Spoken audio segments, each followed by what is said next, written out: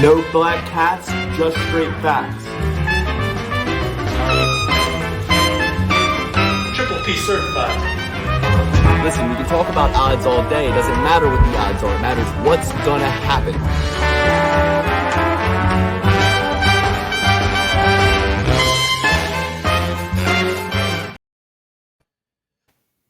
We're here. It's the Perfect Parlay Pursuit. We are going to break down the queen of Atlantic City, the queen of New Jersey, Erin Blanchfield, taking on somebody who cares. The champ is here, Erin Blanchfield. The Euro Under King is in his seat. Dan, the Batman, is here. We are, guys. I'm about 7 chapters into this audiobook, Gambler: Secrets from the Life at Risk, Billy Walters, and I got to tell you guys, I'm activated. I'm activated. This is the day to watch the show. If you've just tuned in for the first time, welcome to the Perfect Play Pursuit. We're trying to hit a perfect parlay. That's every single fight correctly bet as a parlay. I've done it. Alex has done it. Dan's done it. We're trying to do it again. And we're coming up on the end of our fiscal year here, at the end of our betting year. We started this show when Tony Ferguson fought Justin Gaethje on May 9th, which is also my goddaughter's birthday. And we're going to conclude our year here, May 9th. There's just 5 events left. And as you can see, I've made 253 correct picks out of 443 given. Alex is in second place with 263 out of 443. Dan is leading the way by just 1 pick, 264 out of 443. Dan is the front runner percentage-wise for his picks in year 4, 60% accurate. I finished out last year 60% accurate, maybe even more. I forget. We got to look back on the records, but I beat Dan in the last hour last year. I think there were 3 events left, and I went bang, bang, bang, and just came back from being behind about 10 picks, just like this year last year. So we'll see if he can hold his lead and finally beat me. But I finished first every single year. I'm the kingpin around here, but I'm just saying this to piss these guys off and hopefully motivate them to give really solid picks with these last 5 events we have in the year.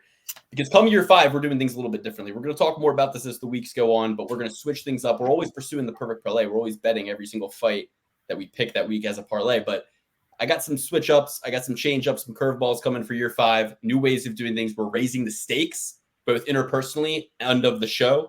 And we're dialing in, guys. Billy Walters, Johnny the Greek.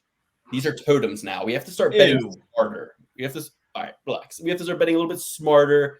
And, why not entertain and win? That's what I was thinking. And I wrote that down as a note. I said, make sure to say this on the show. Entertain and win. So I think Minty bets what it is, and I can't change. What? I'm sorry. I think Minty bets took Yanni's job. I think Yanni's out of job now. No? Well, listen, Minty is fresher than Gianni. Johnny looks like a raisin compared to Minty Fresh. But Johnny, 4th chair. I'll go into massive debt. I just got a raise at work. I'll make that raise your raise to be on this show, 4th chair. So open invitation to Johnny the Greek. We'll talk. I'll pay equal money to keep you off the show. So if you really think about it, this is what Johnny. See, this is what we need though. We can't have 3 guys coming in here knobbing you the whole time. We need one of us to be a little bit needing of convincing, and that's gonna, as you've been in media a long time, Johnny, you understand that Alex's role here is adversarial, protagonistic, antagonistic, whatever you want to call it. It's Stephen not A. Smith, Skip Bayless-esque. It's not going to be disqualifying from the opportunity. Little mouth on him. Bing, bing, bing, bing, bing, bing, bing. But guys, we're here to break down Erin Blanchfield returning to Atlantic City to take her crown, the uncrowned queen. I'm so excited to break this fight down. Erin Blanchfield has been somebody that we've been a big fan of for a long time. She defeated Jessica Andrade. I pointed to my TV. I looked at my daughter. I said, that's a hero right there. And I love Erin Blanchfield, one of the few fighters in the women's division that I really get excited about seeing. I'm a Jersey boy. We're all Jersey boys here. We're the 3 Jersey boys. We're coming home this weekend. We've had Jersey Joe Selecki on the show, and open invitation to really anybody from the tri-state area, Jersey, Philly, Delaware. You want to be on the show, you're in New York as well, Hawaii as well, Alabama, Anders. Well, yeah, I mean, Anders, he's an alpha Chad, Sigma Chad. That's why he gets to be on the show. If you're a Sigma Chad or if you're from our area, Joe Selecki's, he's a bit of an alpha Chad too, but he's Eric Anders. You play football, then you come to the UFC. It's just certain things. Like Francis Ngannou could come on the show whenever he wants. He's not from our area at all, but he can come on the show whenever he wants because He's just life experience. You know, He's kind of Mr. Worldwide. Perfect example. It's like if you're in a frat, right? You have parties with only the frat bros that could come. But if one of the fucking guys from the Division I or from your school's like sports team and he's bringing something to the table, he wants to drop in to the party here and there.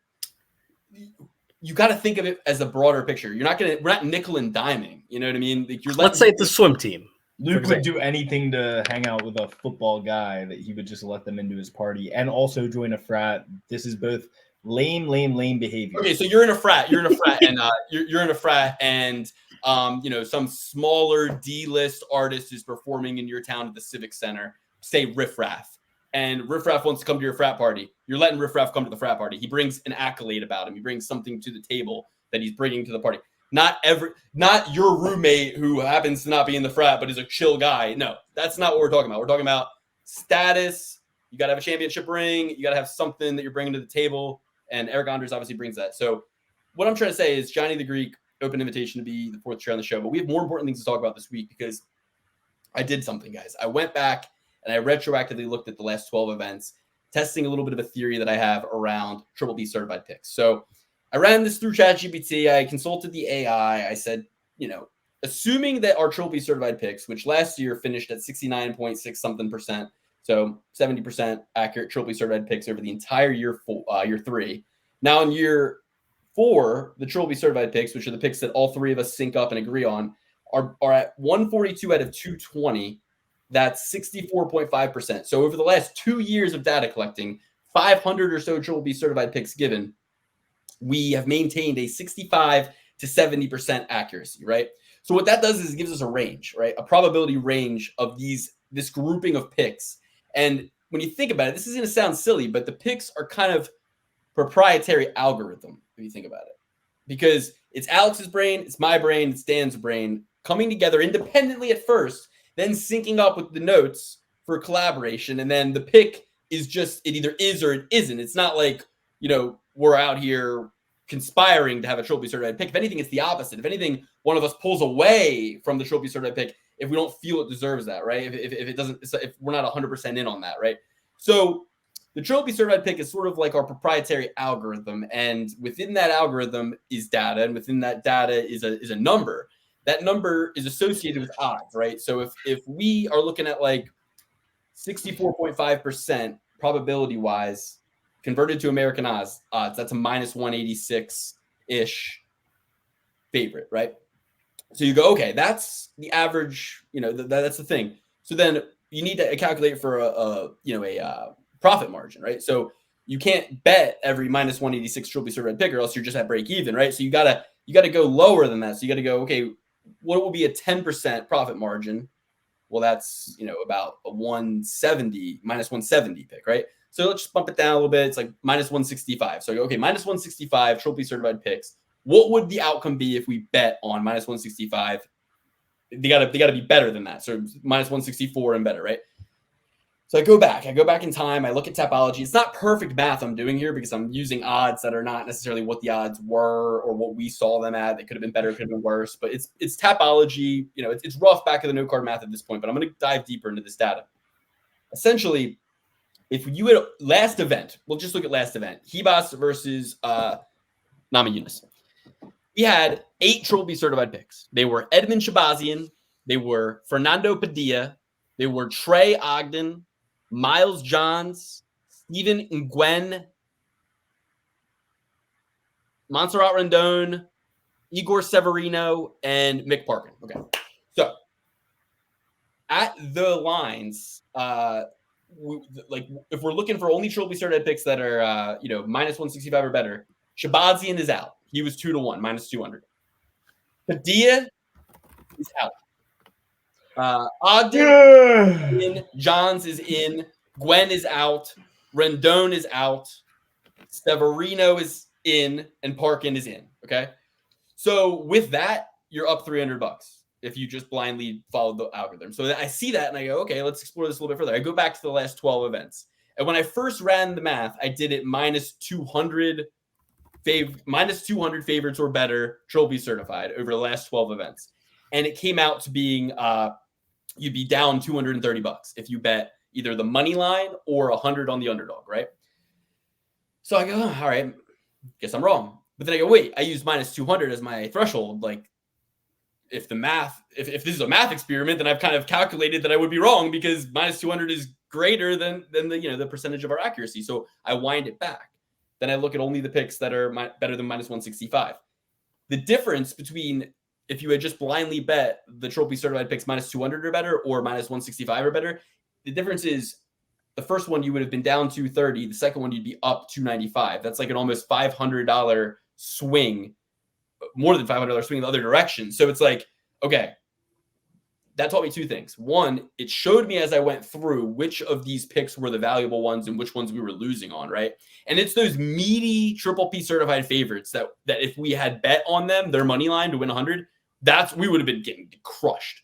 Like, so meaty favorites stay away, but triple P certified favorites and dogs at that range prove profitable over time, at least over the last 12 events. I'm going to go back even further. I'm going to go back for the entire year 4. I'm going to look at every single trophy certified pick, what the average line was, if it fell within our range, how do we bet it, what would we have come up with at the end of the year. I'm going to test all the data, and then I'm going to go into year 5 with that in mind. If it proves, I mean, I don't think, and I'm just going to trust it and blindly do it, right, and see how the year ends up.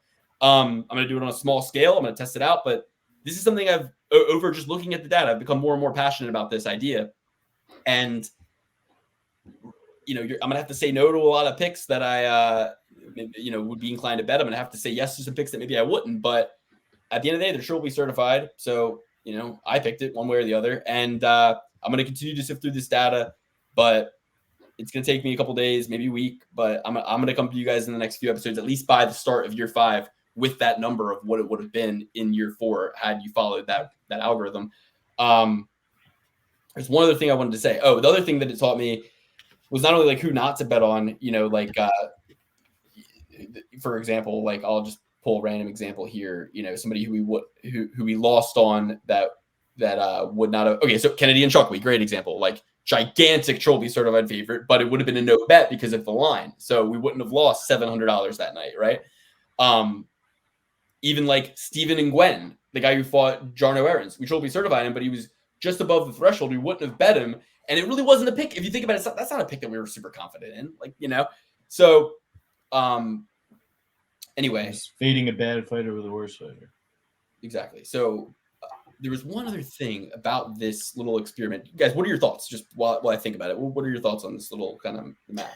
I like bringing some nerd math into the mix. We're all heart and balls on this podcast. So if we could bring some statistical data, some math, I like it. I like bringing that into the mix. I feel like that's a good, healthy marriage for what we got going on here. And if we could successfully marriage the two, wed the two, if you will, I think we're unstoppable. So I like going off these odds we have here. Well, sorry, I'm looking at. I'm already looking at the next card. I'm seeing some crazy statistics here, but we'll get into that later. Alex, what do you think about Luke's system of? I think that was the most boring shit I've ever heard, and I feel bad for anybody who listened to it. I will make sure my timestamps are very diligent on this episode because I almost fell asleep sitting here, and I'm on the show, so I can't imagine how you feel. This is a triple P certified apology from the Euro Underking. So Alex is all heart and balls. All right. Well, real quick then, let's just gloss over last week's card before we get into Blanchfield versus Fiorot, UFC Atlantic City. The fights that stand out to me, just 3, and they all happened in a row. It was, or not necessarily, but Julian Erosa.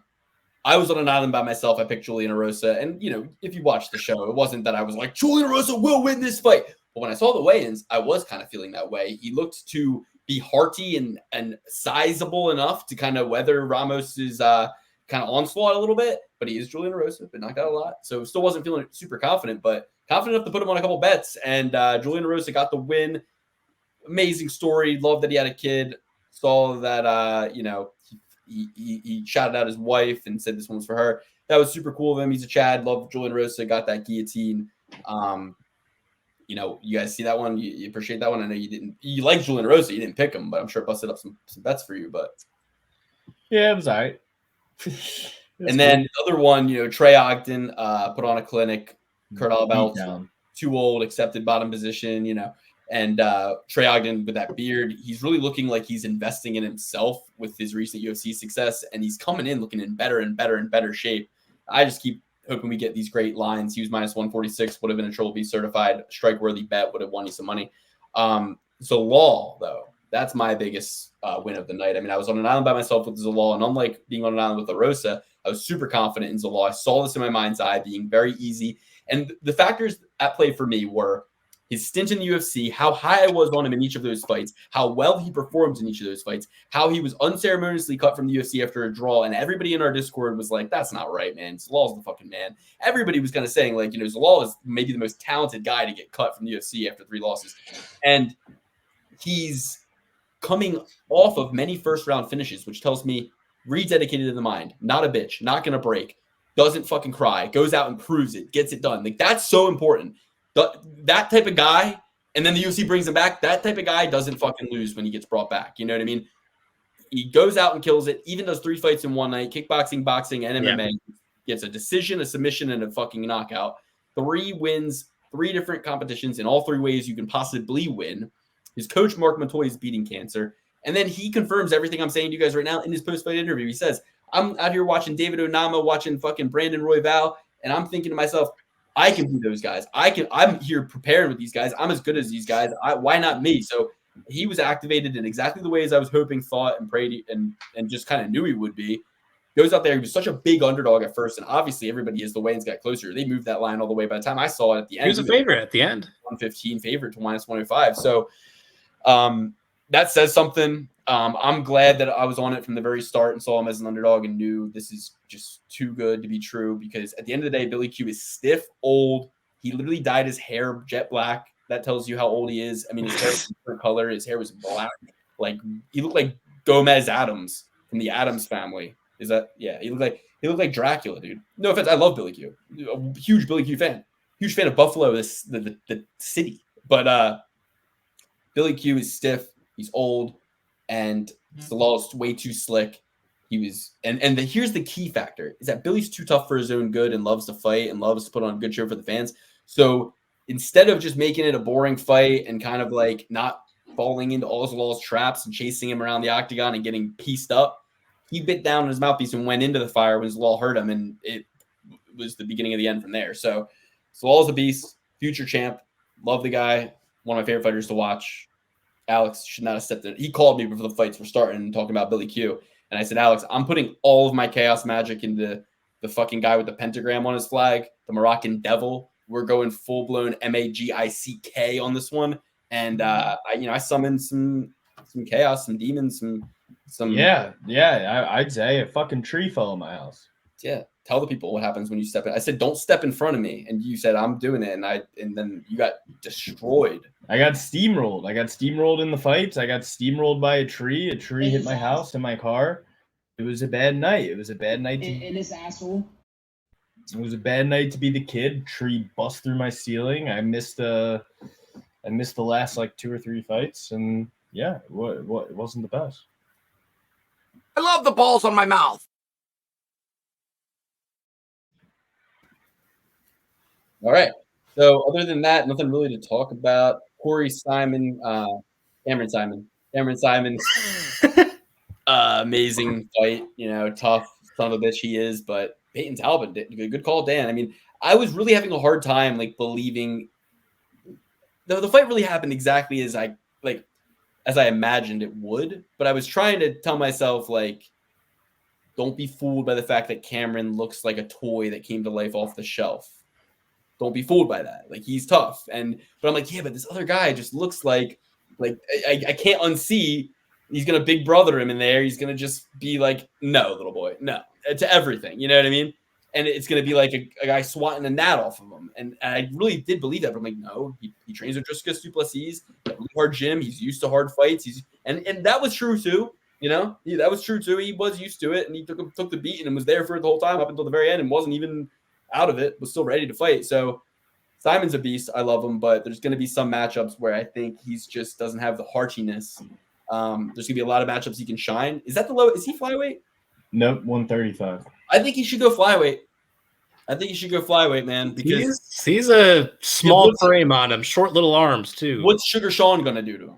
Like Sugar Sean beats the fuck out of him because he does all the things he does well, but at better range, and he's 6 foot. You know what I mean? So it's like you got to get in there with Pantoja. You know, I like his odds against Pantoja more than I do against Sugar Sean, and that's what you got to be thinking. Who's the champ? You know, in this division, because that's where you want to be. You don't want who's at the top of the card. And, you know, Cameron Simon versus Roy Val, Cameron Simon versus Kaikara France, Cameron Simon versus Manel Cap, Cameron Simon these are good fights, you know. The problem is he's so young that he's growing. So it's like he's probably more so thinking, I'm going to fight at fucking welterweight before I fight at 125. Maybe that's the answer. That's a good point. Yeah. Truly, maybe that's the answer because I think 135, with the weight cut and the preparation, you're fighting harder guys, more skilled guys. He's a growing boy, Luke. Grow and fight at middleweight or heavyweight or those are the two best to fight at. Middleweight or heavyweight. Those are the two weakest divisions. Cameron Simon comes to my house. I say, manja, you need to eat. I don't tell him to go down and wait. Well, if he's hanging out with DDP, I think his growth is probably stunted, if you know what I mean. He can't go to welterweight or lightweight or featherweight. He has to go down to 125. But anyway, the other fight that was really good, Shabazian obviously almost gets knocked out, comes back, gets the knockout. AJ Dobson, I feel like he was just like, his last memory was him about to knock him out, probably. You know, he probably missed that. And he just got cut. This just in. He literally just got cut from the UFC. That's fucked up. You shouldn't cut a guy after a knockout loss. You should wait 6 months and then cut him. Let him recover from the knockout. He might not remember he got cut because you're still, you might fucking forget. You get like a couple. He's gonna show up at 300. You won't even know, dude. Yeah. Other than that, anything you guys want to talk about? I thought Rendon won. Igor Severino, heart of a champion. Sometimes you got to do what you got to do. If you ain't cheating, you ain't trying. I loved the move. I dislike Dana White cutting him from the UFC. At least he's in there trying to win, unlike a lot of the guys in this. He'll be back. He'll be back, though.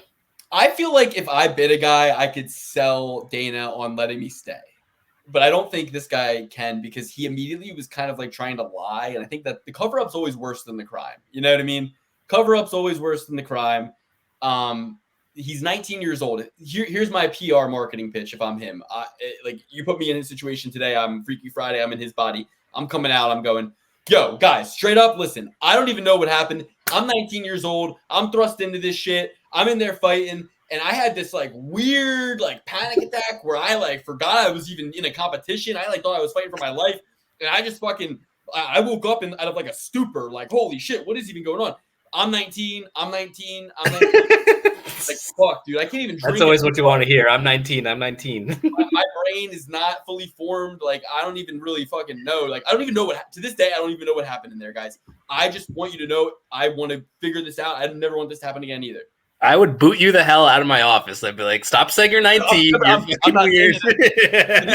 I'm saying it on YouTube on an interview, right? And I'm setting it on the table, and the UFC's then going to watch that, gauge the reaction, and then they'll be able to make a decision, right? But I'm not coming to Dana with that first. I'm just going to come out and explain myself because Dana's not even going to talk to me. I'm going to basically, you don't get a post-fight interview, but the first media opportunity I get, I'm explaining my side of the story, which is I don't even know what happened. Well, it will probably be in front of the Nevada Athletic State Commission, I would imagine. But I'm going to make me the victim if I'm him. I'm saying, I'm like, guys, I'm as concerned as you are because I like blacked out. Like, can this happen? Like, we need to actually like think about this. Like, what if like this happens again? Like, I'm confused. Like, and then you get some chick with like thick rimmed glasses to be like, actually, studies show that in a fight or flight scenario, some people can actually black out and not remember what happened. And this is perfectly normal and natural for this, especially considering he's only 19. Yeah, I'd be like, you can figure out that shit in LFA.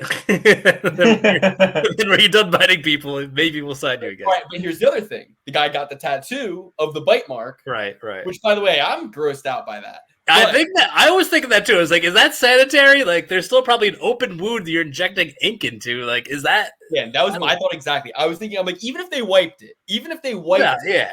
With your little Clorox wipe, like that's gonna do anything. Did they get the nooks and the crannies? And also, is the wipe even capable of picking up micro particles? Bro, there's sweat going in there. There's blood going in there. What is wrong with these guys? It's a Vegas tattoo artist. He's not taking the necessary precautions. Did you watch? Well, I wouldn't say that. I would be sure that he took all the legal and safe precautions. And that listen, kidding, and that you're only kidding and not disparaging. I am kidding. I'm kidding. But what I will say is this. I watched a video about tattoos and like what actually goes on when you get a tattoo and how if you get a tattoo, it like your body. Like you watched that video I sent you? No, you sent a video. What?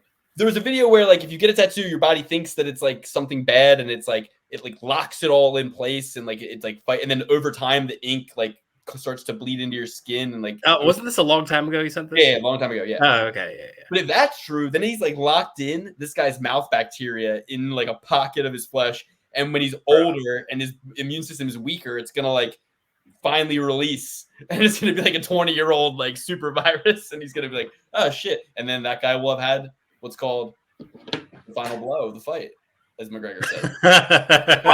He'll be in his wheelchair, and that guy will get like the flu in his fucking nursing home, and he'll be like, that's that 2024 novel virus I bit him with. I know it, you know. Yeah, enjoy the extra $25K taxed. Hopefully that's enough to cover the hospital bills.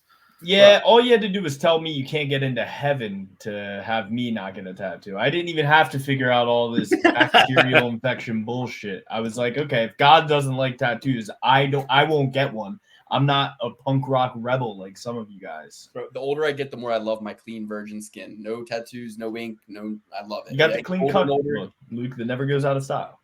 Exactly. And, you know, clean cut and jeans. And speaking of the 25K that you said, he's like, I was gonna give him 25, now I'm giving him 50. I'm so broken, I think, that like I like whenever I see that somebody got money in my head, I'm just going, yeah, but like after taxes and everything, like what it's just how much did he even really get? Like probably nothing, honestly. Like, I don't even think I'm like I go 25K divided by 2 for taxes, 12.5K. He's gonna chip it. He's now in his mind though, he got 25, so he's gonna spend like he has 25, which probably includes at least like him spending 10% of that 25, which is 2.5K. So now we're down to 10. He gives his team a percentage, so that's another 2.5K. Now he's plus he bought the tattoo.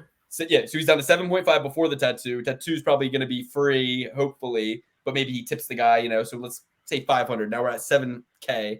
So he's got $7,000, and it's like, but now divide that by 12 months in a year. How often are you going to get that? Is this your only bonus of the year? You know, so now it figures out to be like a few $100 a month. And it's like, yeah, but you're training all day. So now roll in that to the hours that you're training. How much are you making per hour? And then you go. And meanwhile, you just took a raise and didn't even think twice about any of that. And it wasn't for 25 minutes of work. It's for the next year. But what I'm trying to say is that like, and then I think about inflation. So like, okay, you got $7,000. You got $7,000. You got $7,000, but $7,000 compared to 5 years ago is really only like $5,000. So yeah, I see 25. I think 5. That's how broken our society is right now. But anyway, no more fights to talk about. Let's move on. Oh, Tafa is a fat shit, and Williams. The fact that Williams had to almost die to beat Tafa in such an underwhelming way, and Tafa was not even trying to get up off the ground or defend any advancement whatsoever, and he was still unable or unwilling to advance. It's like bad, no matter what the reason for either of your performances, it's bad either way. All right? Both gone. You're both gone. Both gone. And honestly, Tafa's brother gone too. Both Tafa brothers gone because it would not have mattered. They both fight the same way. They both do the same things. They both would have sat there. They both would have lost both of the original fights they got scheduled for. They both would have. You switch them back out. You play the shell game. It still doesn't work. These Tafa bros. Why are they here? You know what I mean? They should be in bare knuckle, K1.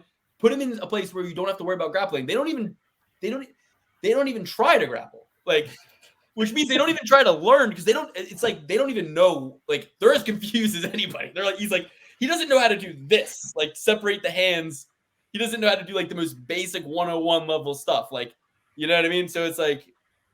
And 1 second, you're watching the NCAA National Championship Wrestling on one screen, and then you're seeing Justin Tafa on the other screen, and just the complete difference in skill level is appalling. In fact, it's absolutely appalling. The biggest thing from the NCAA national championships is a kid getting spladled who ended up getting third place. Like the best day of his life, he has the worst thing of his life happen to him, getting spladled on the only wrestling match that's ever on ESPN, the only one that anybody is ever going to watch. You get spladled, get third place. It's a bookmark on on the spladle that you got put in. For sure. And it's like, if you're Williams, you need to be like spinning around him, switching like half guard, side control, elbow, half guard, side control, full mount, elbow. You know, you need to be doing some stuff like style points in on this. This isn't an opportunity to go, oh, thank God he's not trying because I'm so tired and half concussed and full concussed. And it's like, dude, that it's not okay for both of them. It's like you both got caught. It's like finding two cousins making out. That's how that fight felt to me. You like, I'm so hot. No, not so. It's like you see him, you're like, I'm mad at both of you. I don't know who I'm more mad at because you both should have known better and you both should have done better. And one of you should have stopped this thing by knockout or by submission. Yeah, for sure. Also, much like two cousins hooking up. That was the joke, Dan. You didn't need to double tag it, but you know, it's like the audience is very sophisticated. They know what I'm doing. They know what I'm doing. I'm sorry, I underestimated the audience. I do want to say I bet and posted in the open bet sheet Zalal by finish. That was my break-even bet. That's the bet that covered all other bets. I bet that in the open bet sheet. So you broke even on the night. I broke even. I didn't bet more of my break evens on the rest of the fights. You know what I mean? Is that our best result, Alex? Any profitability on your end? Because I lost. Hell no. All right. So Lukey's break even wins the show. 4-1 Zalal by finish. It was 6-1 him by knockout. It was 11-1 him by submission. I did not think that submission was something I wanted to bet because personally I thought that the knockout, that was what I kind of thought was going to happen. And really he set the stage for the knockout. He fucked him up on the feet bad and could have got the knockout in a couple of different ways. Even could have got the knockout with the elbows and stuff on the ground. But I thought in the back of my mind, you know, Billy could turn over into a choke because he's been knocked out recently. He's getting older. He's going to quit. And Billy's never been submitted, but I thought that could happen. Didn't take him by submission 11-1, but used that to not take him by knockout 6-1 and instead just play it safe 4-1. Zalal by finish. Either way is fine if he knocks him out or if he fucking taps him out. And that's what happened. Broke even on that and just kind of had a little bit more than break even bet, like, you know, bet like the last three fights, like much as my picks or whatever. But I had picked Tafa, if you remember. So Dan, you're asking me if I won money. 2 out of the 3 picks I gave on my Bet Your Mortgage parlay of the week lost. Cameron Simon and Billy Q. How would I have ever won money? I didn't take a look at your open bet sheet. I said it on the pod. All right, people change. With so many Triple B certified picks, we had 8 Triple B certified picks. They went 5 for 8. We're 142 out of 220, as I said, 64.5% accurate so far in year 4. Finished year 3, 69.5. Really still able to beat, I think, our year 3 record. It's still possible, I think, to maybe it is, maybe it isn't. I'm not sure, to gain 5% but anyway, what I wanted to say is 8 Triple B certified picks given, kind of hard for any of us to really break away from the pack here, unless, you know, I went 7 out of 13. Alex went 7 out of 13. Dan went 8 out of 13. It seems that the difference maker was the Talbot fight. That was one where Dan was on an island by himself. The ones where I was on an island by myself, I won in every instance except the last 2, Rebus and Tafa. So it kind of canceled out my opportunity to climb ahead in the rankings. If I had aligned with you guys on Williams and Rose, I would have been able to get up 2 or whatever. But ultimately, that's what did me in was being on an island 4 times. See, and it really is. It's like when I'm on an island by myself, when we're picks are double P certified are still above 50%, I believe. So I have to go back. I want to check picks that are double P certified. Like, do the picks that 2 people side on win more often than the guy on an island by himself. I want to see that rate. And then I want to see. Well, it should be pretty easy. It's every single fucking pick that isn't Triple P certified. I think we've been over this 12 times. I'm saying, the guy on the island, does he win more often than that? 'Cause I went 50-50 on my island picks this week. So get every variable. When Alex is on an island by himself, he wins at a X% clip. Lukey, X, yeah. Dan was on an island by himself once, and he got that win with Talbot. You, Alex, were not on an island at any points in the night. You had sided with somebody in every single fight. All right. So Buddy let's system. move on. That's so funny. Just never not agree with either me or Dan. I'm an agreeable guy. What do you want from me? Well, what I really want from you is to do your own research, come to the fights with your own original ideas prepared. You had that notes era where you had notes for every fight. Big notes guy. I want the notes back. I don't think the notes can ever come back prep, at this. a little- Here's the for your thing, life. guys. When you're writing notes down all day and you got to worry about the notes and all this bullshit. You guys. It's an increasingly digital world. I don't even have a pen. All right. All right. Guys, it's going to be a decent 14-fight offering in Atlantic City. I would not advise you go there. Greg, I know we talked about this. I haven't gotten back to you. We talked about doing a Triple P Boys weekend in Atlantic City. And while that would be really fun, Atlantic City is simply not what it used to be. And it didn't used to be anything good, but it's way worse now, guys. Just look at TikTok. There's literally people selling like open air nitrous balloons just on the boardwalk of Atlantic City. You don't want an ice cold If fatty? there is that, there's other stuff you don't see that is going to come and bite you in the back. You don't want to be on the boardwalk taking a nice cold fatty going to a roulette table? Come on, man. Listen, I don't mind. I'm going to see the balloons and my eyes are going to widen. I'm going to be so excited and I'm going to step on a fentanyl needle. You know what I mean? Because Yeah. I'm not going to see that. That's what I'm trying to say here. I'm like, I'm not against the balloons. And then you're going to realize it's helium balloons, and you're just going to be talking in a high voice for the next 30 minutes. Dude, can you imagine getting scammed by a boardwalk clown like that? He's like, I can certainly imagine it. You're looking for marijuana in the deep, deep, deep times of night. It's legal in New Jersey. You don't even need to look for it. You go to the store. But anyway, At 3 a.m, you gotta look. You gotta find it. It's not coming out and smacking you in the face at 3 a.m. on the Atlantic City boardwalk. Let's just say that. bro, you'd be the biggest nerd in the world if that's what you're looking for on the boardwalk at 3 a.m. That's like not even in the top 20 list of the things that people are looking for at 3 a.m. on the Atlantic City boardwalk. But anyway, I digress. What I'm trying to say is Atlantic City is not a nice place to go or visit. Ooh. Oh, you got to open it I before tried you to drink drink my it, beer with Alex. the cap on. Considering your most recent purchase, the fact that you couldn't even manage to properly know if your cap was on or off your beer tells me that maybe but that's the safety, Luke. Hey. It's always good to have the safety on. you know what? Actually, you're right. You had the safety on. Okay, good. So Good yeah, save Erin there. Blanchfield taking on Manon Fiorot. Obviously, Erin's a Jersey girl. She's here. It's a homecoming fight. We have a couple other guys who are on the card, like Chris Weidman, who is obviously local to the New Jersey. I mean, not really, right? He's a New We York. don't accept him. Yeah, fuck this guy. He's a New York, Long Island guy. He's as much Jersey as Jay He's a Wow. fucking New York, Long Island guy, and he is a fan of the fucking Rangers or the Islanders, Jets or the Giants, depending on who's winning. So he's not even like a prideful. No, he's a Bills fan. He's a Bills fan. He doesn't even know he's a Bills fan, right? Like he is a Bills fan, but he doesn't even know that like that's who he should be a fan of, right? Like based on his personality type, No, I know for sure he is in fact an actual Bills fan. I don't know though. He's kind of more like a Metro pretty. I know for sure. I follow him on Instagram. I know for sure he's a part of Bill's I'm mom. just trying to say that Weidman lives in North Carolina now or South Carolina, so it's like I don't want to hear John Anik talk. John Anik's gonna find a way to The wedge. hometown kid coming up to the plate tonight. And Paul, we're only 45 minutes by transit from. He'll be like, you can get to New York City by the New Jersey Transit, and you can get from Atlantic City to New York via the New Jersey. Ask Transit. Frank Fleming about that. Ask Frank the Tank about how good New Jersey Transit is. You go Atlantic City to Trenton Transit Center, or you go Atlantic City to Trenton Transit Center to LIR. No, not LIR. That's in Grand Central. You're going to Penn. We're going to New York. We're going to New York. I know, because unlike you guys, I'm not New Yorker. Okay, like you guys love all this New York stuff. You guys are New York guys, not me, dude, not me.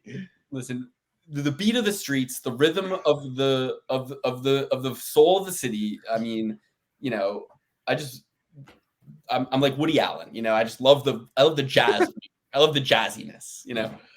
Okay, so we got to get through this card. You know who's a real Atlantic City guy? I'll give him this. Bill Algeo. Bill Algeo is a fucking Atlantic City guy. Okay. Is he? Oh yeah, he's King of Prussia, KOP. Yeah, he's KOP. He can claim Atlantic City if he wants, but he wouldn't. Nobody would. Well, who would? Who's like? I mean, like I could say I'm an Atlantic City kid. Like I grew up Ocean City, Atlantic City, Sea Isle City. Like the you know I'm. You're more of a Wildwood guy. Come on. Wildwood too, but not really. No, I'm not really what. So it's like Wildwood, Atlantic City, Ocean City. You know, I'm a all the those are my like. I would go to Atlantic City. I would go to. You know, like it was a big deal. Like my grandma would take me into the casinos and be like, "Look how nice this is. Look how fancy this is." You know what I mean? And like we're like, that was before they took down DT Tower, dude. Come on. You know, showboat. I mean, but actually, what she would say is, "This isn't as nice as Vegas. This is kind of becoming a dump." And this was 20 years ago. So like, imagine 20 years ago. I'm old as shit, dude. How can I even say that word 20 years ago? And the reality be that I was walking around having conversations with my grandma at that time. I should be saying 20 years ago I was in diapers. You know what I mean? That's what I would like to be saying. But anyway, they really put lipstick on a pig when Trump brought that to town, Alex. That's just a fact. They put lipstick on a pig. It never really was meant to be there. It got better, but not great, you know? But here we go. We're going to Atlantic City. And Erin Blanchfield's going to be right at home in Atlantic City, but so will Manon and Fiorot, because little known fact, a lot of French people go to the Jersey Shore to work in the summers.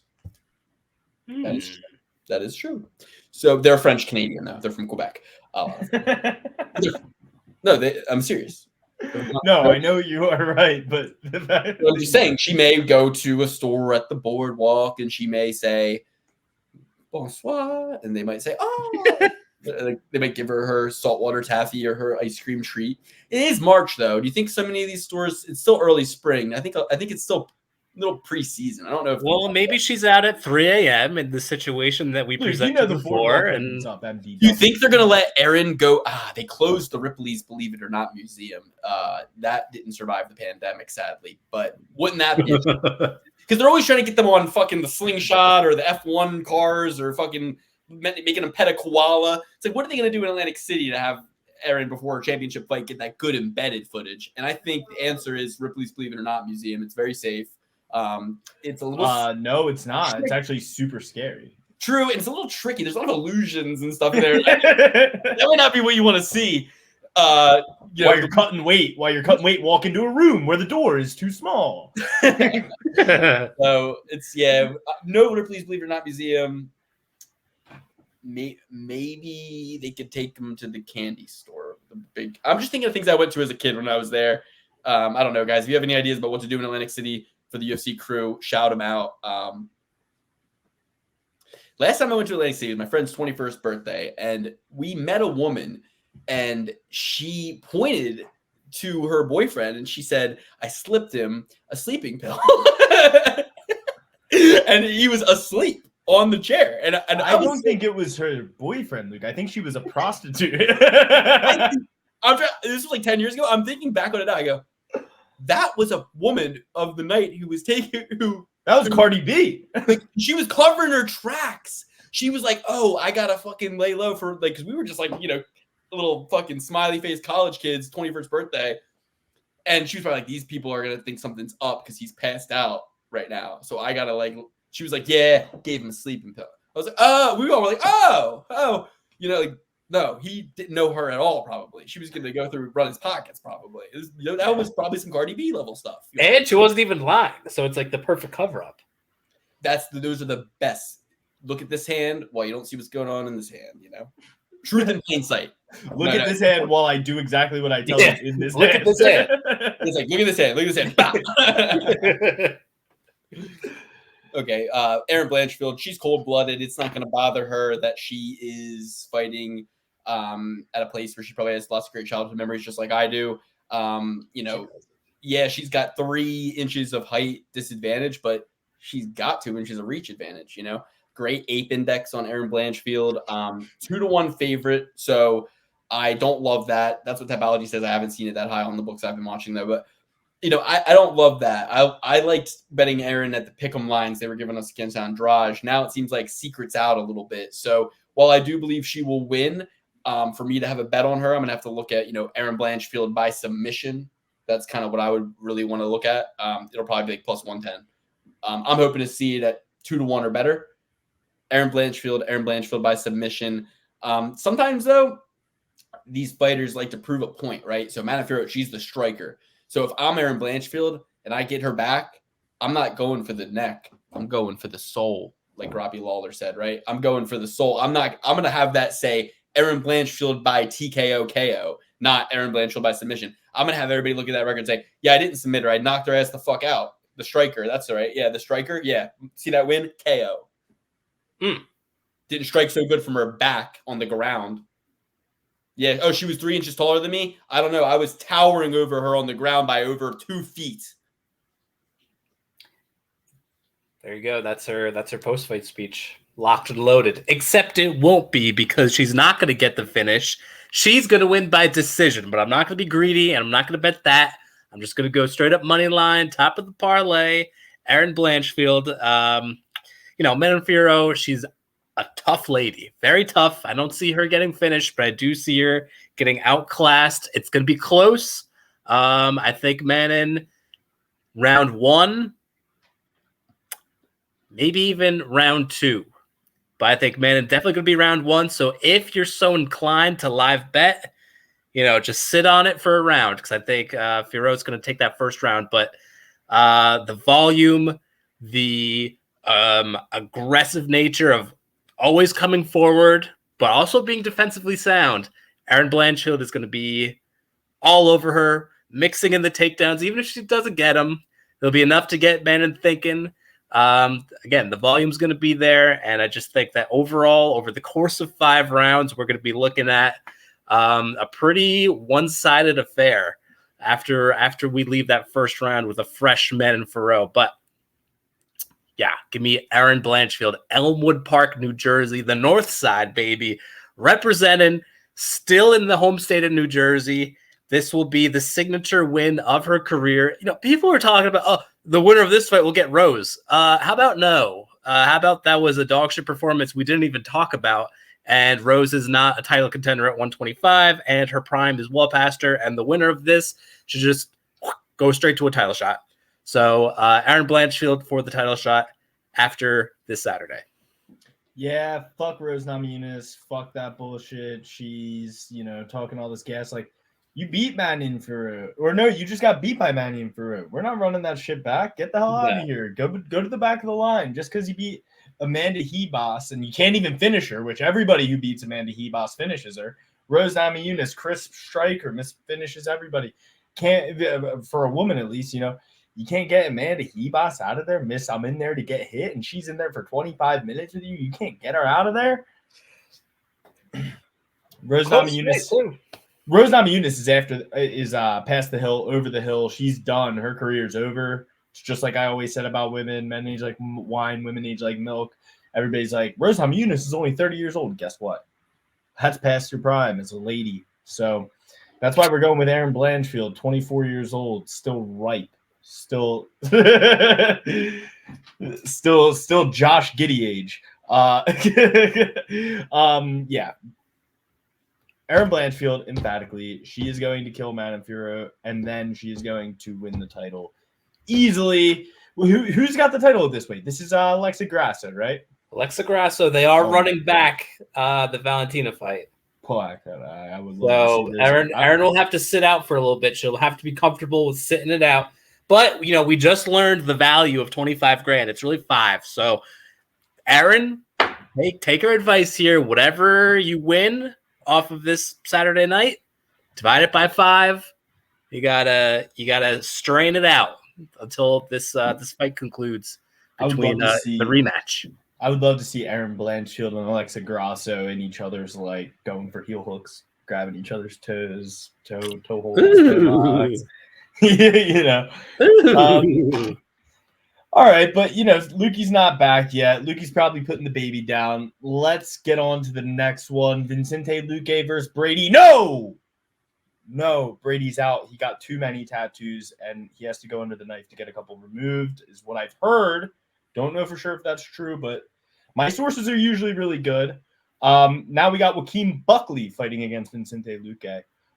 Dan, what do you think about the new Mansa versus the Silent Assassin? So yeah, this is actually a hometown fight for Vicente Luque, coming out of Westwood, New Jersey, another North End fighter here.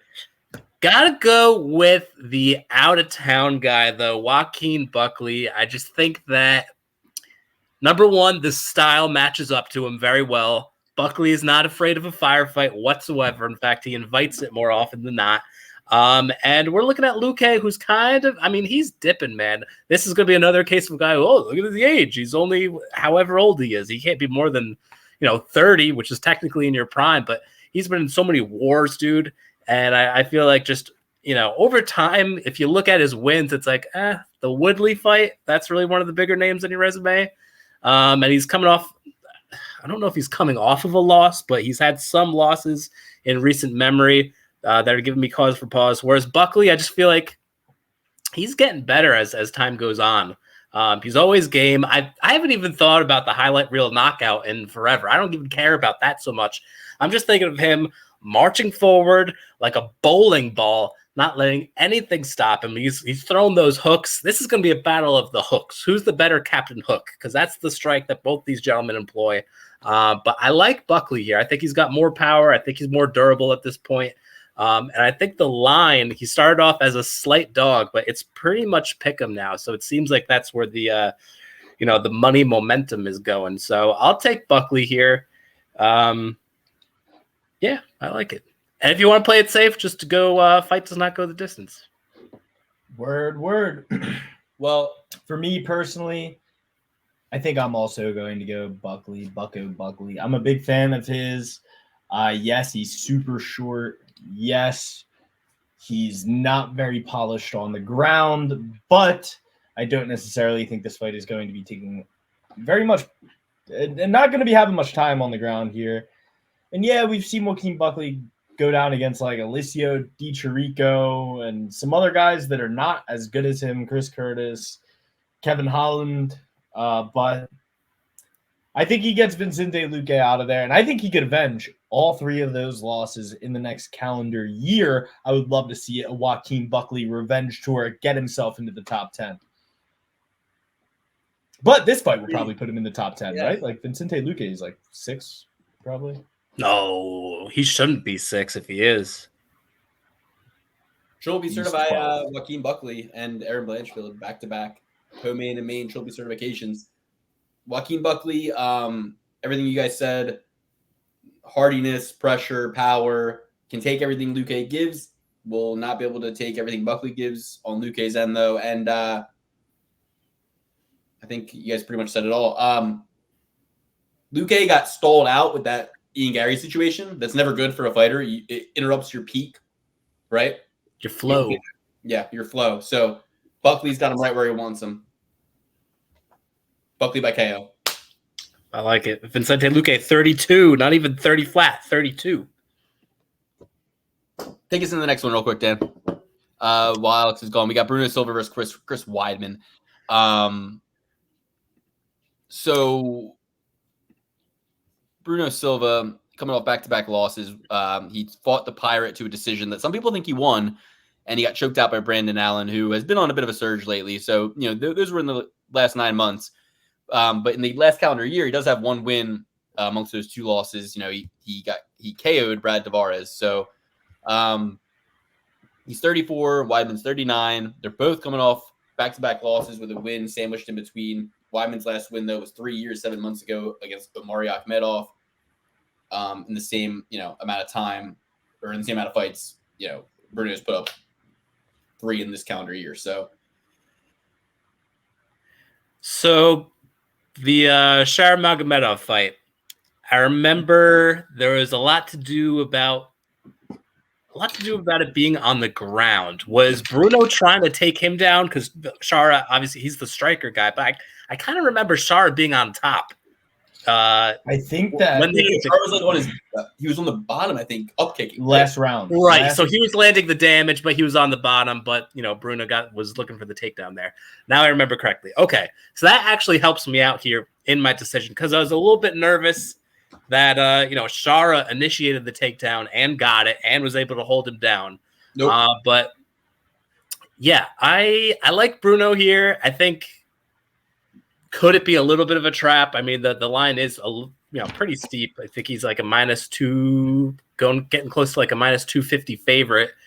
Don't love it. He's had a couple dud performances, losing to Gerald Mearshart. He got submitted by him. But at the same time, Weidman isn't one to finish a fight these days. If he wins, he'll win by decision just by holding him down over the course of 3 rounds. I don't think he'll be able to do that with Silva. Silva's a big dude who, he obviously employs some grappling in his game plan. So as long as this thing stays on the feet, for sure, it's going to go to Silva. And then even if it goes to the mat, again, I think Silva is serviceable enough to, either reverse position or get back up to his feet. So give me Silva here. The line's a little wide for my taste, especially with Weidman at a hometown fight, whatever that's worth. But, if you believe in magic. But again, he's not even from New Jersey, so fuck that guy. I don't accept him as a Jerseyite myself. So let's go with Silva. A little bit uneasy about it, but the pick's the pick. Going with Silva as well. Triple P certified Silva. He's got some pretty. Huh? I didn't pick yet. Okay. I think that he's got some pretty strong leg kicks. Chris Weidman's a baby. He was complaining about leg kicks in his last fight. Like, oh, bro, I'm walking here. What are you fucking kicking my leg for? I'm walking here. 38 and third. I'm going to get a slice of pizza. You guys are New York guys. You understand all that lingo. Silva's going to go out there, beat up Chris Weidman. Chris Weidman's serviceable enough to probably withstand the beating, give us a little bit of a shake in the 3rd round or the 2nd round, but inevitably will get his ass kicked in this one. You do MMA math. In the words of the great Chael P. Sonnen, MMA math is the only science that we have and the only science that ever works, and it works a lot more time than it does. And MMA math says Bruno Silva wins this. He knocked out Brad Tavares in 1 round. Chris Weidman got his ass kicked in a fight with Brad Tavares. Yeah, to me, Weidman, what am I going to go out here and say, well, Chris Weidman is an All-American wrestler, and Chris Weidman is a black belt in jiu-jitsu, and he has a really underrated ground game, and his ground game is actually really good, and he trains with Aljamain Sterling. I mean, think about it. Sarah Longo jiu-jitsu, he's got Marab, he's got all these people. Guys, erase all that from your mind. You can't think about the best version of Weidman. You got to think about 39-year-old Weidman coming off a leg break, coming off a loss. He broke his leg again in the fight. He broke his other leg in the fight with he had let me see something real quick. I don't even think he's training at Sarah Longo anymore, right? Isn't he down in South Carolina? Permanently? After 292. Yeah. So wait, hold on. Yeah. Weidman lost to Brad Tavares via unanimous decision. And it says here that doctors have told him he would have a short recovery period for the small break, just 4 weeks. He said the break is on the tibia head right below the left knee. There was no ligament damage. So 4 weeks out of his last fight, a month with another leg break.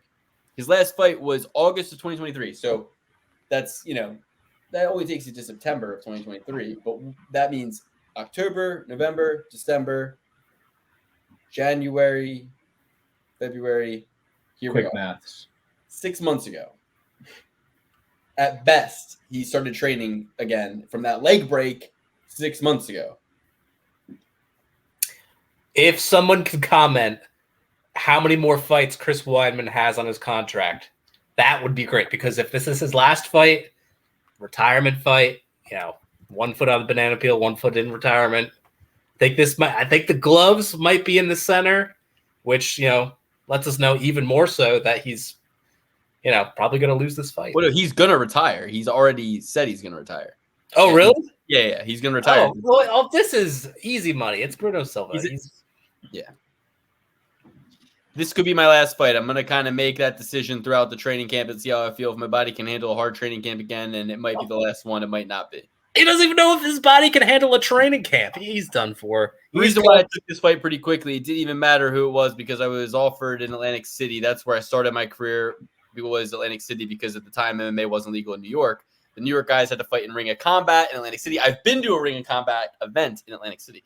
I just think that it'd be pretty cool to go back to where it all started and see how I feel. Obviously, it's a good payday and see how my body feels. We'll go from there. All right. Good payday. Yeah. All the sure signs. Yeah, it's Tavares. It's an unbettable Triple B certified pick, but it's Tavares. It's Silva. And it's a Silva. That's his kryptonite. Actually, it's not.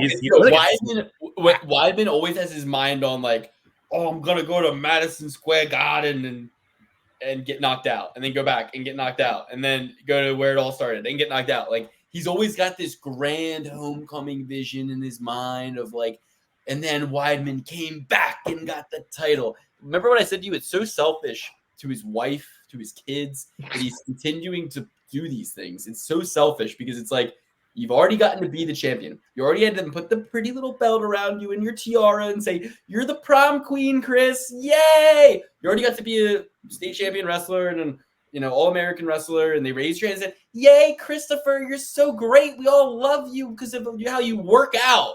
It's just fucking working out. It's not you're not a fucking pediatric fucking surgeon over here. You're fucking working out. You get to be the best worker outers throughout your whole life. Now you're 39 and you want I have one more Sweet 16. Can I just have one more Super Sweet 16, Daddy, please? We'll have the giraffe and we'll have Atlantic City, and then it'll be right where it all started. It'll be so magical, and they'll raise my hand and they'll give me the flowers and I'll say, yes, I can do it. Everybody, I inspired you. Doesn't inspire me. You know what inspires me?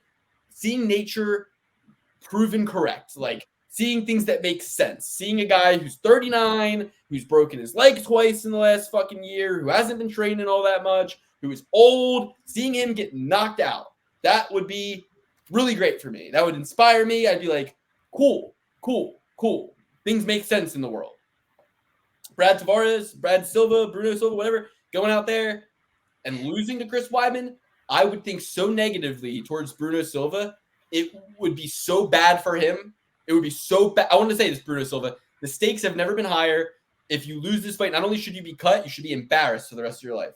Because this is your opportunity. This is your chance to make something of your career. This is your chance to be able to say to your grandkids, I fought a UFC champion, Chris Weidman. I beat him. I finished him.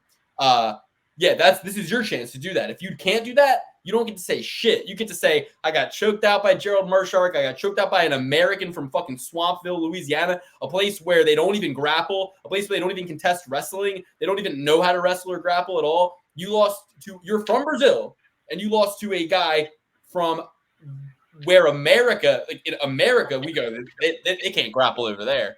You know what I mean? Your whole country grapples, and you come to our country and you lose to the guy who we would be like, yo, did your high school even have a wrestling team? Does your hometown when you were growing up, did your hometown even have a jiu-jitsu school? Did you even hear the word jiu-jitsu until you already were a fucking adult? And you got choked out by him recently. So Weidman deserves to run through you like a buzzsaw now that I think about it, but he won't and he shouldn't. And you need to take this seriously. I'm doing You Better. That's DC's segment on the weigh-in show. It's called You Better. And it's where you look and go, you better. You got to tell the fighter what they better do. You know what I mean? And I'm just saying, this ain't no big payday for Silva. He's getting 50 and 50. All right. So that's why he needs that knockout. Get that extra 50. All right. Couple more fights to break down for you guys here. Nursultan Ruzalbov versus Cedricus Dumas. Cedricus Dumas coming in hot off them charges. Right or wrong? Yeah. No, he got charges. He was at least arrested. Not convicted. He was arrested, yes. Free said out of Pensacola. I was just listening to Billy Walters' book, and you do not want to go to jail in Pensacola, Florida. I'll tell you that much. He was talking about where he had to go to federal prison. It was supposed to be like the nicest jail ever, and he said it was hell. It was terrible. He's like, you don't want, he's like, you would think Florida nice. No. I'm sure there's worse prisons, but Billy Walter is like a 70-year-old man, I think, at this point when he was talking about it in his book. So I'm sure anything would have been hard for him. I'm sure you're 70. It's like you need a lot of specifications. You need a nice chair, let alone like talking about. Anyway, Cedric Dumas, the Reaper, taking on Nursultan Rosalbov. I got to take Nursultan Rosalbov here. There's no reason not to. He's coming off a great performance in the UFC debut 8 months ago. Finished the fight, took out undefeated Bruno Ferreira.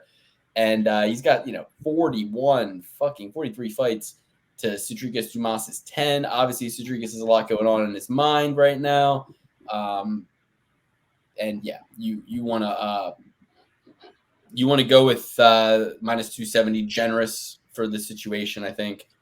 He's got a height advantage, you know what I mean? Like Cedric Dumas, obviously, like he's 6'2", he's long, coming in there usually longer than a lot of these guys. Not going to be the case here, really. Going to have disadvantages everywhere. Rosalbov by finish. Give me Nursultan training at a Henzo Gracie Philly. He's going to be the hometown guy on top of just having a numerous amount of advantages. Just a buzzsaw going in there, not accepting anything other than a takedown. Ground and pound, Kimuras, everything is going to be thrown at Cedric Dumas. I don't think he's going to be able to handle it. I think he's probably the better striker overall, technically speaking, on the feet. But I don't think the fight will be taking place there. So Nursultan for the win, up against that cage, getting some ground and pound in, maybe even a submission. Again, I'd play this one safe, or I would say the safe bet would be fight does not go. The official moneyline pick will be Nursultan. Holy shit. I was just looking through Nursultan's resume, and he had a fight that he fought against a guy who was 1-0 on the regional scene, and it got overturned by the promoter. I'm trying to get more details on this event, but it looks super suspicious that the promoter is just like, you know what? We're gonna make this a no contest now. All right, let's put water under the bridge. No commissions thought of this. It was a promoter. It'd be like if Dana White came in. Well, I don't have a commission. Dana White. It's like if Dana White came in after Habib twisted his neck off and was like, you know what? Let bygones be bygones, Habib. Come on, hey. Should have done that because Khabib jumped over the fucking ring afterwards, and that's a disqualifiable thing. Knee to the head of a grounded opponent. On the newest episode of Joe Rogan, Shane Gillis brought that up to Joe. Yeah. I loved that. And Joe had nothing to say about it. He had nothing to say about it. You'll do nothing. I'm going with Rosy Ball. I feel like a Rosy Ball, Bozzy Bear. I love the ball. I feel like a national Larry Bozzy Bear. Trophy certified Rosalbov. Bill Algeo versus Kyle Nelson. Interesting fight, right? Because you, on one hand, wanted to judge Padilla very harshly coming off that Kyle Nelson loss. You wanted to judge him very harshly and call him a bitch. And then he goes out there and just runs through his opponent in the last fight. So it makes Kyle Nelson look really good in hindsight. And a lot of people will say, Kyle Nelson's looking better than ever. He's putting together a lot of goodness there. He's got the draw over Doo Ho Choi. He won against Blake Builder, won against Padilla. I think I faded him in all three of those fights. Loses to Billy Q. I definitely picked against him there. Loses to Jai Herbert. Not sure what my decision was there. But in this matchup, right, it's like Kyle the Monster Nelson could come in here and spoil the party for everybody yet again. I mean, it's not like he's facing some guy in his 20s. He's taking on Bill, who's 34, 2 years older than him.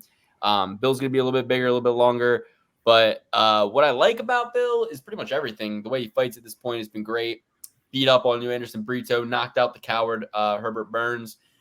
Split decision against Andre Fili. I thought he won that. TJ Brown submission and beat the shit out of Alexander Hernandez. Over the last 2.5 years, really since we started the show, Senior Perfecto has been all about perfect. As far as I'm concerned, coming in against Lamas, lost. That was shortly after we started the show, and then win, loss, win, loss, win. I think he beats Kyle Nelson. I don't like the odds. I don't like the line. I'd love it to be more of a pick 'em at this point, but based on Kyle's, I think this is where you grab Kyle, right? Great odds, surging, looking good recently. But I don't know. I mean, you're making me pick. They're both really at the same place. They're both kind of surging. They're both kind of catching the UFC kind of cannon fodder, like building up some momentum, And they're at their arrival points. Like who's going to move forward and who's going to kind of get calibrated. I'm going with Bill Algeo here. It's tentative. Second that. I'm also going with Bill Algeo, the KOP kid. Dan. Yeah, I like Bill Algeo here. The only thing that's giving me a little bit of cause for pause is possible takedown with Kyle Nelson being the bigger, stockier dude, just like holding him down a little bit. I feel like Bill Algeo's takedown defense isn't all that great. He's kind of just like Gubby out there, you can take him down. But as long as this thing is on the feet, I mean, he's pretty much doubling the amount of strikes that Kyle Nelson lands, and Kyle Nelson absorbs more strikes than he dishes out. Not a good stat that you ever want to see. I don't want to say that Kyle Nelson's wins are fluky. I picked him in, I think, both of his last wins, but they were both on the razor's edge, and you could tell that both their opponents kind of shot themselves in the foot in those circumstances for multiple reasons. But Bill Algeo is a student of the game. So with that being said, I don't think he's going to make the mistakes necessary to take himself out of the fight. So for that reason, I think Bill Algeo gets the win, and minus 200. I don't think that's so out of reach here. So Bill Algeo. I love how Bill moves around the octagon. He's got a good kind of almost Wonder Boy like approach to movement around the octagon. Good Philly shell kind of style, karate style. But I'm having trouble visualizing a Bill Algeo decision. I am easily able to visualize Kyle Nelson closing the distance, bloody and battered and connected, and putting him on his butt knee in a TKO. I am able to vision Kyle Nelson get his hand raised after a bloody and brutal war where he secures a little bit more top position. I am not really able to see Billy like finishing him in any way or winning a decision. So in my mind's eye, it's all coming up Nelson. But I just like Billy Q more. I favor him more in terms of style. It really Bill Algeo, not Billy Q. Bill Algeo, yeah, sorry, Bill Algeo. I'm really like kind of telling you guys why not to pick him, because it's like I'm almost talking myself into picking him there, but I don't know. I mean, I'm just gonna stay with him. He's Triple P certified. When I say I'm talking myself into picking him, it's because there's two kind of things, right? There's like the look at the metrics, look at the fights, calibrate it with your like thinking brain, and then there's the like, but what do you feel? What do you see? And like in my mind's eye, but why do I feel and think that way? Well, I feel that way probably because I've had Kyle Nelson disappoint me in those ways in the past, right? Like with the decisions. So it's like, okay, back it up. That's why you're thinking that way. Go with what you analyze, which is I think that Bill is just a better fighter. So I'm going to go with Bill to win. Last fight on the main card, Chidi Njokuani versus Reese McKee. The Njokuani,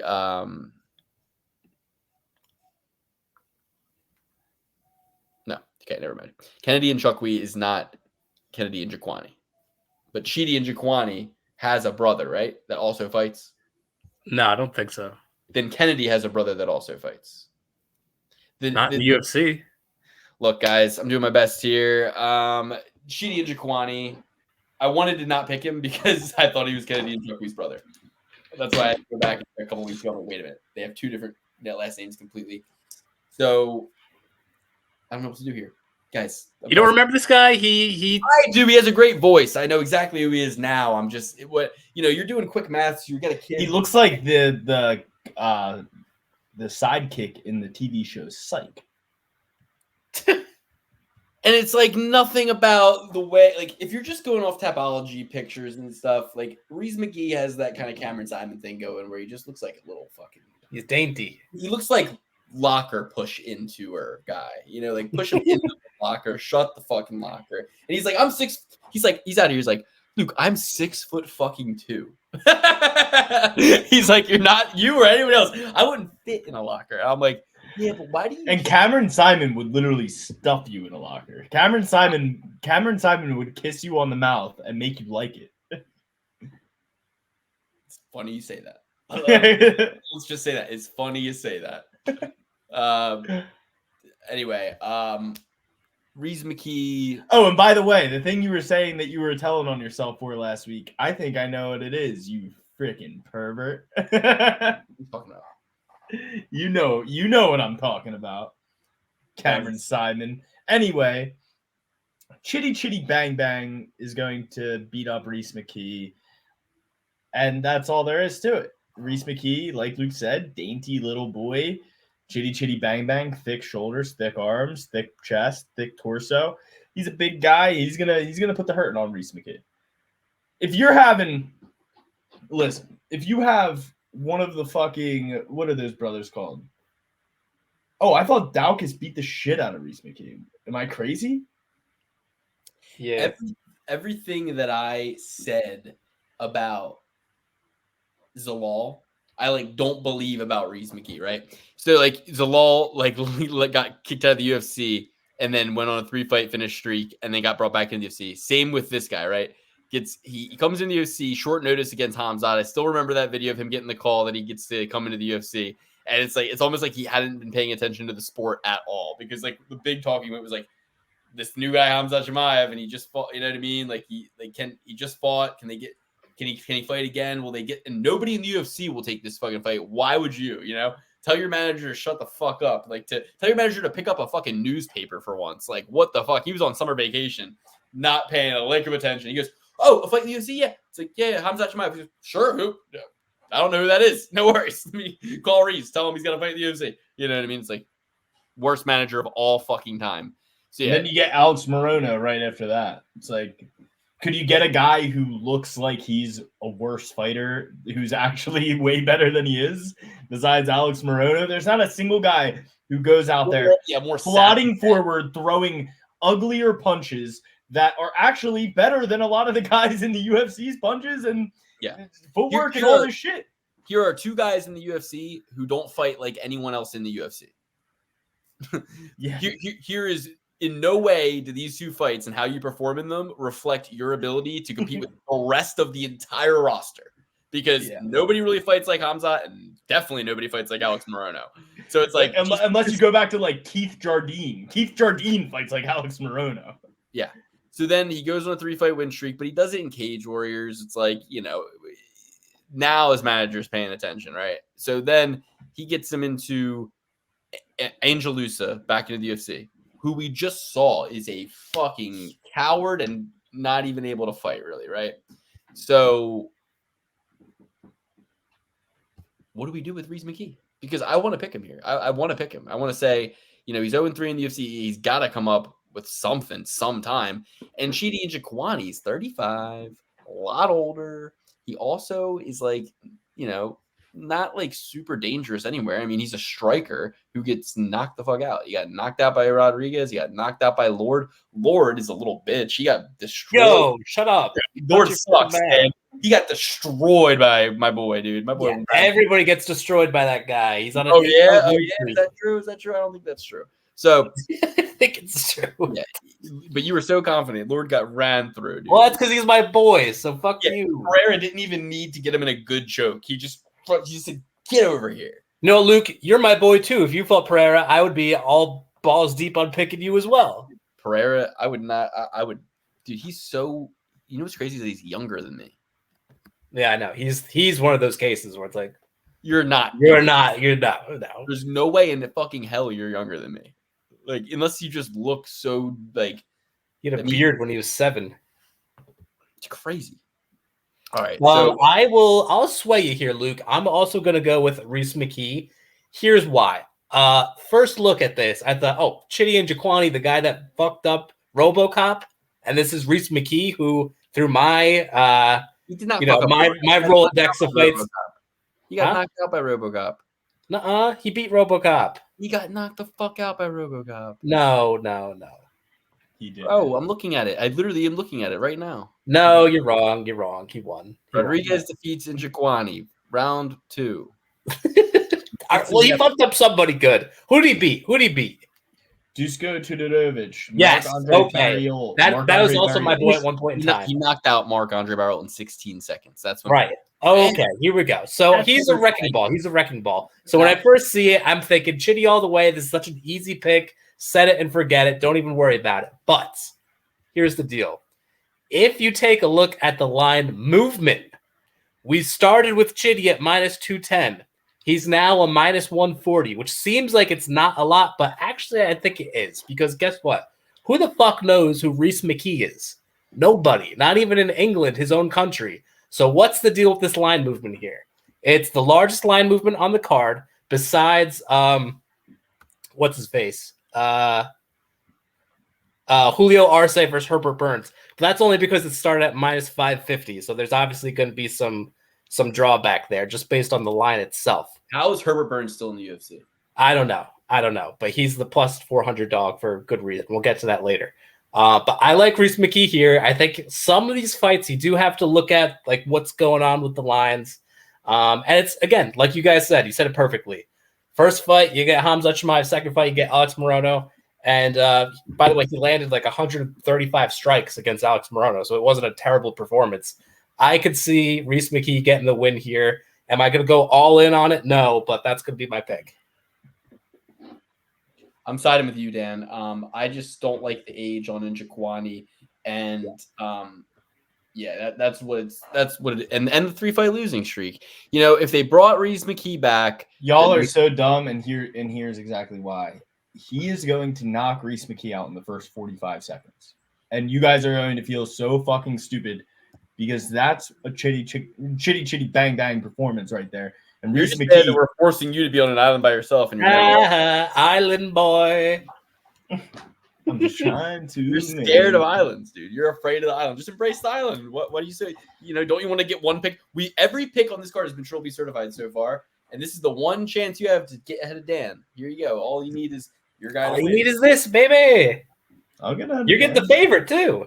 Listen, guys. Listen, I'm more about putting the ladder down, raising my boys up, rather than winning all this money and keeping it to myself. Okay? By the way, breaking news: we got Maria Agapova fighting July 13th. It's going to be a hot summer for me. Wait, Huh? Invicta? No, UFC. So they just let anybody in now. Wait, who's fighting Maria?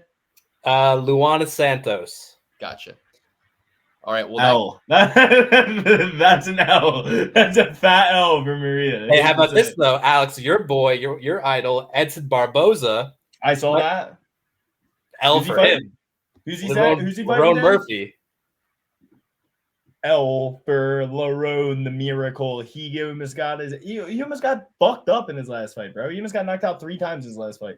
He still has CTE. And Edson Barboza, he almost got knocked out 3 times in his last fight. But he's on the acai. Listen, it's a main event. They're setting him up. It's Lerone. Dude, if it's a main event, Dan, you are done for. Lerone Murphy has gas tank problems. Edson Barboza is an absolute brick shithouse, and he's going to eat Lerone's lunch. Well, he's going to beat the shit out of him. But it's anyway, not going to go 5 rounds anyway, so it doesn't matter. Well, speaking of early predictions, I want to say that I want to do a UFC 300 early predictions episode. I want to get it done. I want to get it in about a month before. So when's UFC 300? Let's see. All right. So we're about 2 weeks off of the month before. Okay. We'll figure out the agenda, Luke. We'll figure out the agenda. Let's do it April 1st. Let's drop it on April 1st, April Fool's Day. Special April Fool's Day episode. It's a Monday. Wait, that's Friday, right? That's a Monday. No, April Fool's. Oh, it's Monday. Okay. So yeah, we'll just do 2 episodes in one night. We'll start a little early, and we'll do them back to back. We'll do 300 quick picks. We'll knock 300 out in an hour We'll be extra dutiful on the recap next week. We'll be extra dutiful. All right, well, let's be extra dutiful on this, you motherfucker. Let's get in our final pick. Every pick is trophy certified except for the one we just gave you. Dan and I are on McKee, Alex Stegan, Shitty, and Jaquani. Every other pick is trophy certified. We got Erin Blanchfield, Joaquin Buckley, Bruno Silva, Nursultan Ruzlabov, and Bill Aljeo. Thank you for joining the show. Get into the Patreon for a full year, and you will get a discount.